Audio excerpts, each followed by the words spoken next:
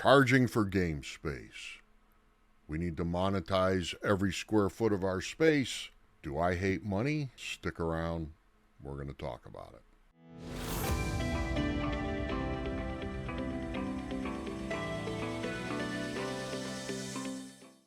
Welcome to this episode of the Game Industry Rundown. My name is Mark.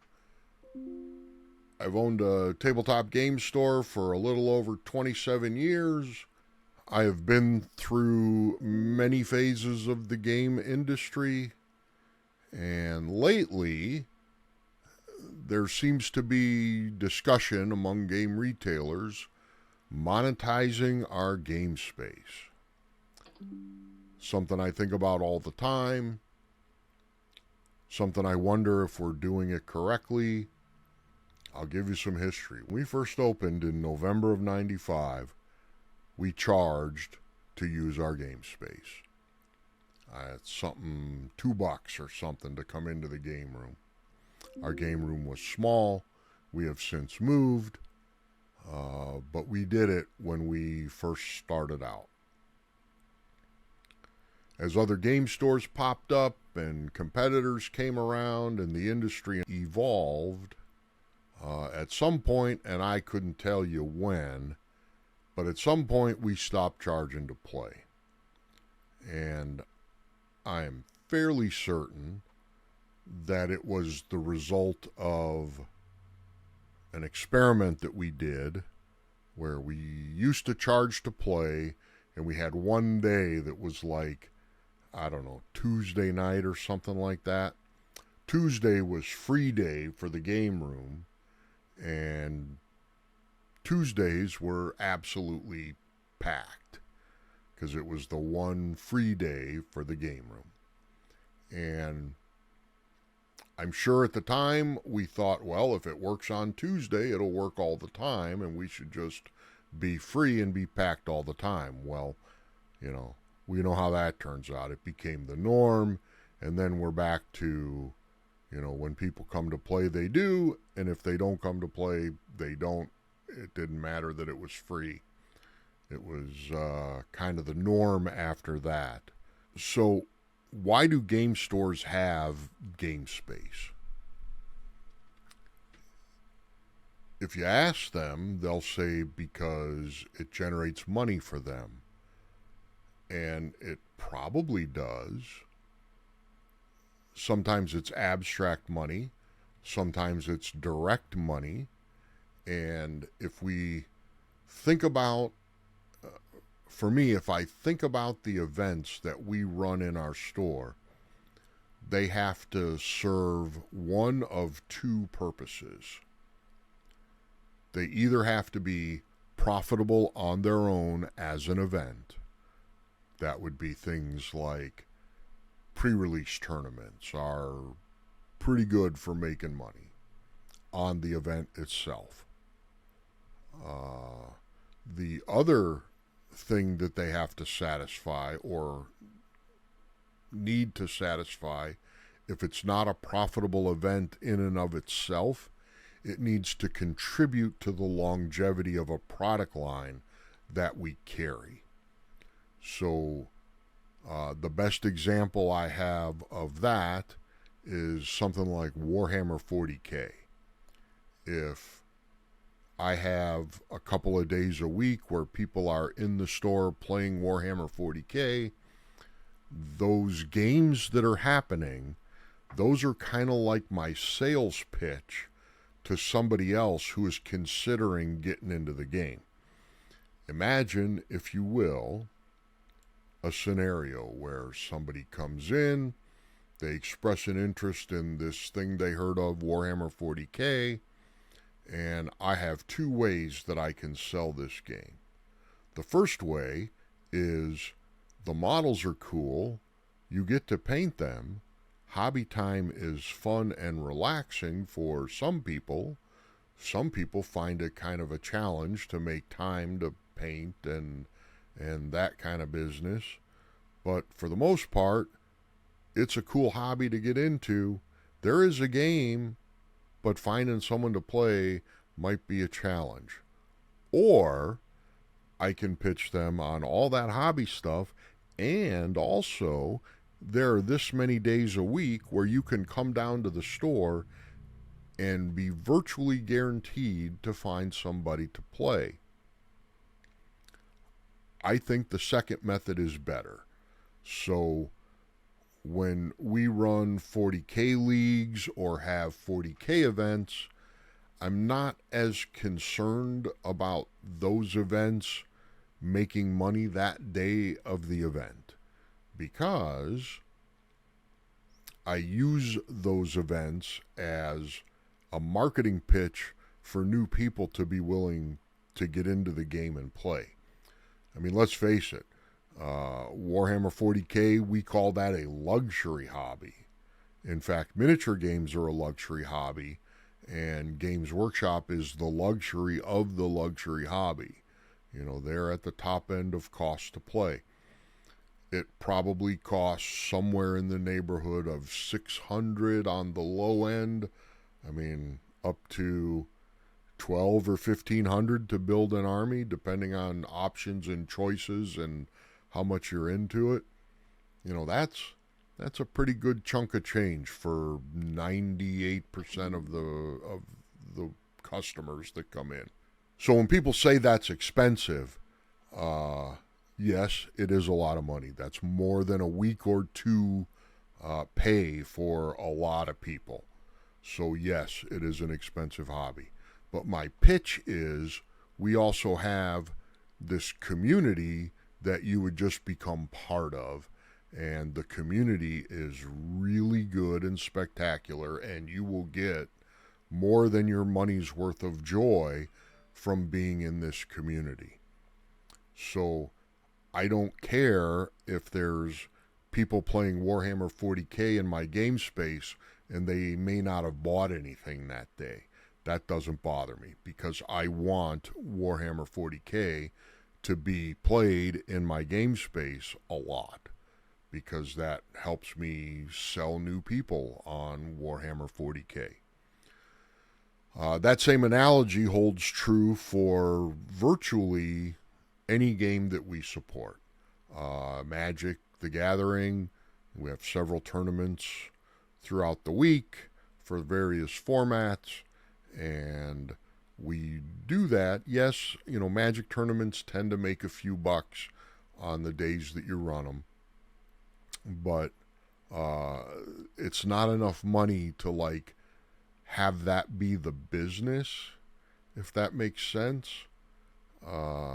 It's, you know, if we look at a Magic tournament where we charge $5 to come in and we get 20 people, we collect $100 in entry fees. We usually give that back as store credit for the prize. So from our end, that becomes, I'm going to pay a staff person to run a tournament, put up pairings, answer judge calls, you know, be available if the players have a question or something, which that kind of puts that staffer on call and cuts down on the number of other things that they can be doing while they're doing that. Now, we always have something to do, and a staffer who is, you know, judging our F&M tournament is going to have other duties while they're doing that tournament, but those duties might not be things like organize the stock room or, you know, restock paints out on the sales floor, because they need to be available for judge calls. So there is some responsibility put on us to run that event. That responsibility has a cost. And if we look at, in our tournament scenario, you know, $100 given out at store credit is pretty much the same thing as somebody coming in and spending $100, which, you know, if they just walk in off the street, ask a couple of questions and pick out their things, ringing up $100 sale, the whole process might take 5 or 10 minutes. But in the tournament scenario, we have 4 rounds of Swiss, sometimes 5. That's a staffer who's pretty much on that task for 3 to 5 hours. And like I said, I can see that they're doing other things at the counter while they're doing that at the same time. But that is the only reason that we're allowed to do those kind of events, or we're able to do those kind of events, is that staffer doesn't need to be dedicated to the event for the entire time that they're working. Because if they did, the payroll that we would pay one staffer for 5 hours is more than what we'd be willing to for only $100 in entry fee collected. So I'm getting long-winded, I know that. But we run a good schedule of Magic events on a regular basis, and we do that so people are willing to stay in the game, to stay playing Magic. So to recap, events that we run in our space need to meet one of two goals. One is they need to be just profitable on their own. Pre-release tournaments for Magic are a good example. And on pre-release day, we actually do have at least one, if not two, staffers who are dedicated just to that event. And we do that because pre-release tournaments tend to have the most percentage of new players coming for the first time, so they're not familiar with how we run our tournaments, where to see the pairings at, how our table numbers go. They just require a little extra instruction to educate them on how we do things. And the sheer number of people that come for those mean for us to properly run the event, we need dedicated staffers paying attention to it. So in the situation where an event is profitable on its own, we're okay doing that. The other thing an event needs to do, or the other option for an event, is it needs to contribute to the longevity of a community that we're trying to support. We currently don't have any board game meetups on our schedule. That's not because I don't like board games. In fact, board games are one of my favorite genres of tabletop gaming. But when I consider the limited space that we have and the amount of time that we have for running store-sponsored events, board games just didn't make the list to be on a permanent schedule. Now, if a group wants to come in and play some board games, we certainly let them do that. We just don't have it scheduled into our gaming schedule currently. That may have changed, of course, as soon as we figure out if it makes sense for us.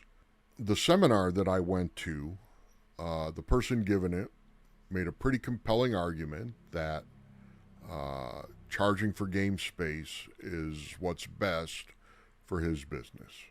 And that's the key phrase there, is what's best for his business.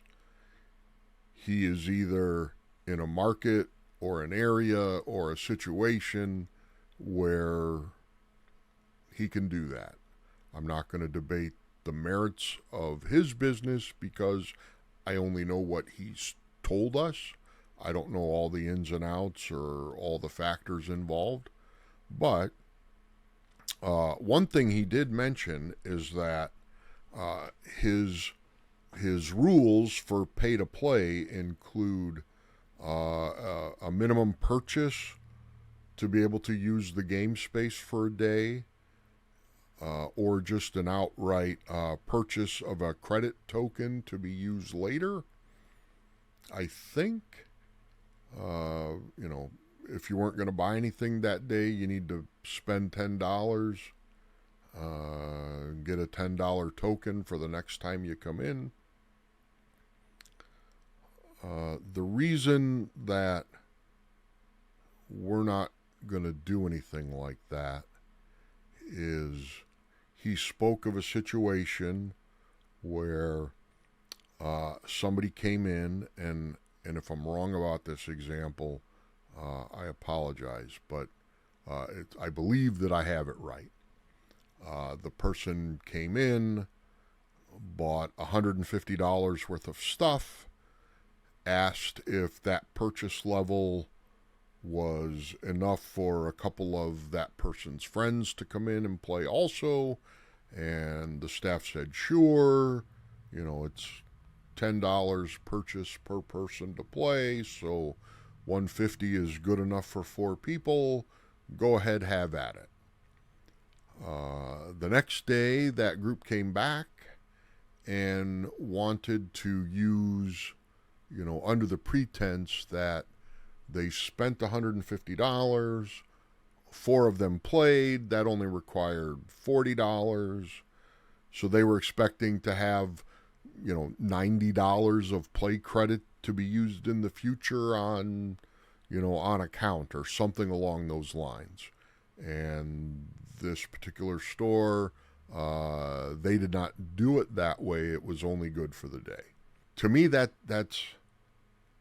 tough. I'm not saying that it's wrong to do it that way, because I certainly see the compelling argument to do that. But for me, I have a tough time with that meeting customer expectations. Just for a second, let me sidetrack here and talk about the different types of customers that we have. And some of these are kind of cliche, but and I may not include all of the different types, but here's just a couple.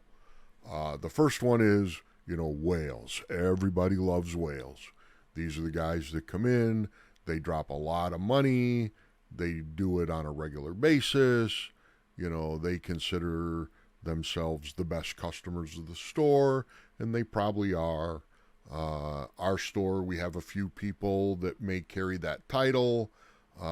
Sometimes I look at our customer rewards account and I see the lifetime spend of some customers, and the number boggles my mind.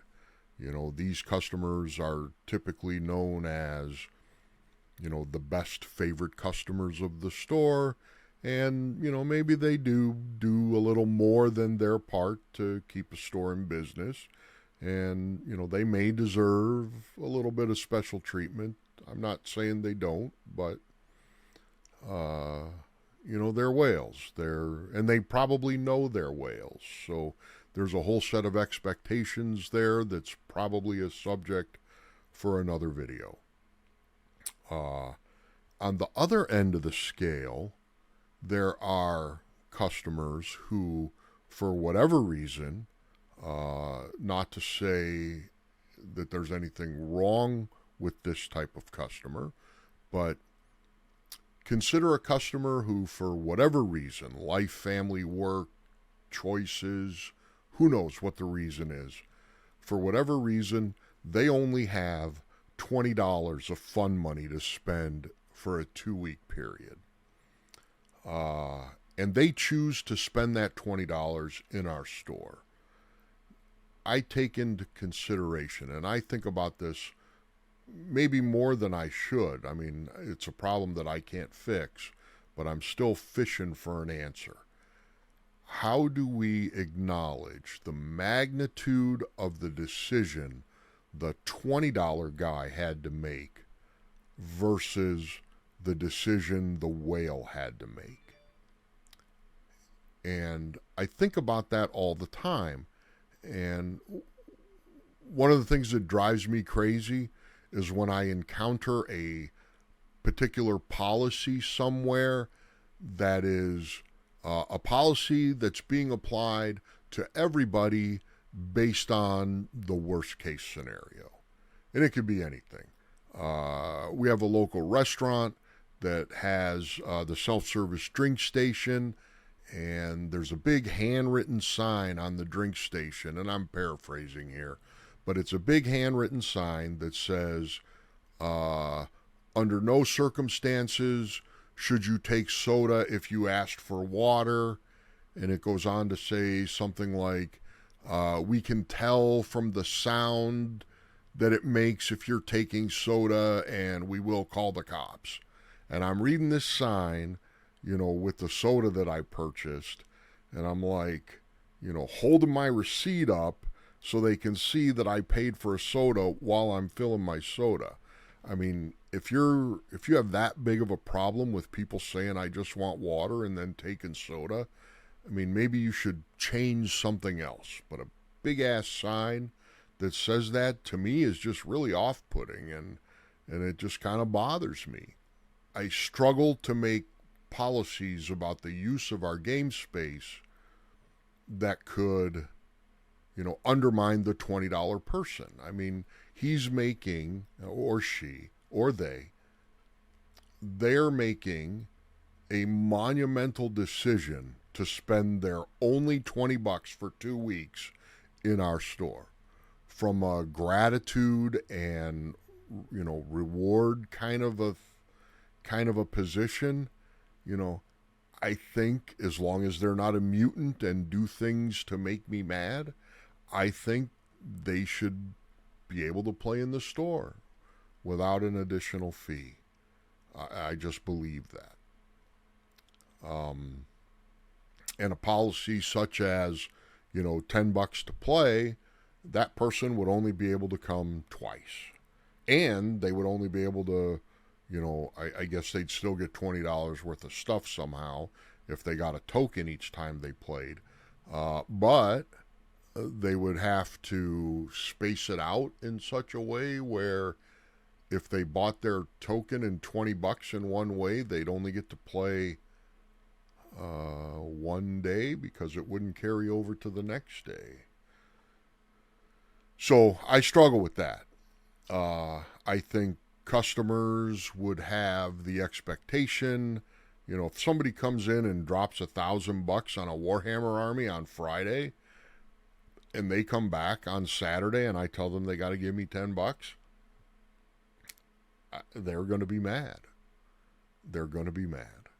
And I would be too. And it could just be the area that we're in, or the way that all of us game stores in this area have done business for a long time. But that's just not going to work for me. We're not going to charge for game space or to use our game space. I don't see that happening in the near future. Now, we did a while back, before the pandemic, just as kind of an experiment, we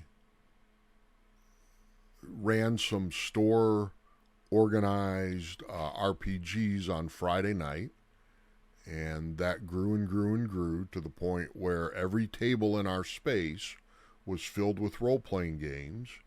And the argument is, making up a number here, I don't remember how many people were there, but maybe call it 50, that 50 people in the game space, at the end of the day, there would be more money in the register than if there was nobody in the game space. So we tried it. Turns out for that particular community, was not true. It ended up just being off-putting to customers of other genres. We ultimately had to end doing that. And we kind of regretted pushing it in the first place. Our game space is going to remain free to use. Our events take precedence. We actually figured out and considered, what do we do if we have an event that's 7 o'clock and at 5, like on Saturday, people start coming in early in the day?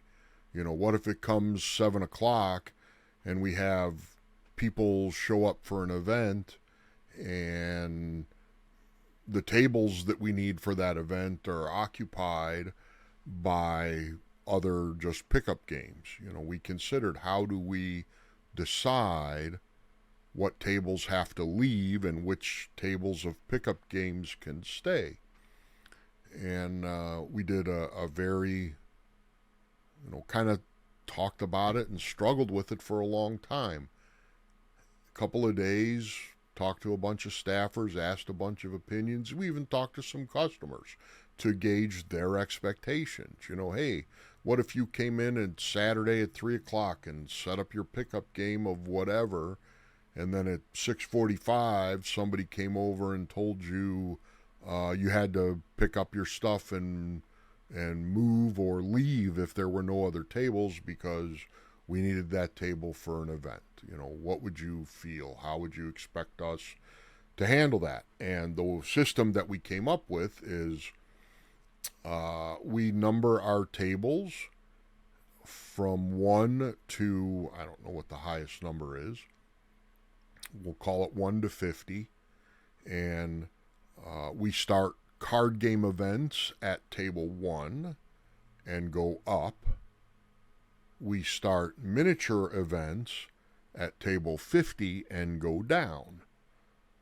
So on the days that we have card table events, don't set up your pickup game on table 1. We train people to go deeper into the table numbers, and they all understand that at 7 o'clock, whatever event starts is going to take precedent. We're going to start at table 1, and we're going to fill spots to the number of people in the event, and anybody that's on those tables will have to either move, or if there's not an open table, they'll have to unfortunately leave for the day. And we just educate people that that's how we're going to do it, and that's how we do it, and over time it just works out. It's not been a problem. I'm going to say the same thing as the seminar presenter is a very good friend of mine. I'm just not going to say his name. I don't want to capitalize on his fame. I'll just say the same thing that presenter said to the group of people, and that is, this is what's currently working for me. I'm not saying it's right. I'm admitting that it might be wrong. Maybe it should be different. I don't know. But for now, this is how we're doing things. This is what's working for me. And until I decide that that's not, we're probably going to continue this way for the foreseeable future. So, in the comments, tell me, what are your expectations about paying to play in a game store? Do you have a game store where it is worth it for you to pay to play? Do you have a game store where you go for free and you wouldn't pay to play? Let me know what you think in the comments. I'm going to be interested to see. Thanks for watching this episode of the Game Industry Rundown. My name is Mark, and I'll see you next time.